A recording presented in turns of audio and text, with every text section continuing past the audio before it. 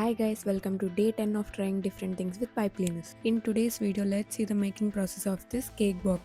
మనం బర్త్డేస్కి ఏమన్నా cute gifts ఇవ్వాలనుకుంటే ఈ కేక్ బాక్స్ చాలా బాగుంటుంది.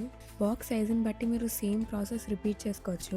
First step is to cover the box. ఇక్కడ నేను లైట్ పింక్ బేస్గా తీసుకున్నాను. ఈ పైప్ క్లీనర్స్ యొక్క రోలింగ్ టెక్నిక్స్ అన్నీ నేను ఆల్రెడీ ముందు వీడియోస్లో చూపించాను. సేమ్ అవే రిపీట్ చేస్తూ డిఫరెంట్గా అతికించాను అంతే. It's already day 10 of my 15 days challenge. ఇంకా 5 days ఉన్నాయి. సో నెక్స్ట్ నేను ఏదైతే ట్రై చేయాలనుకుంటున్నారో దానికి కమెంట్ చేయండి. ఇవన్నీ స్టిక్ చేసుకునేటప్పుడు ఫస్ట్ మీరు ఒకసారి మెజర్మెంట్స్ అన్నీ చూసుకోండి ఈక్వల్గా ఉండడానికి. అండ్ కింద నేను వైట్ అండ్ వైలెట్ యూస్ చేసి చేశాను కదా, అది రెండు ఒకేసారి రోల్ చేసుకుంటే మీకు అలాగా వస్తుంది.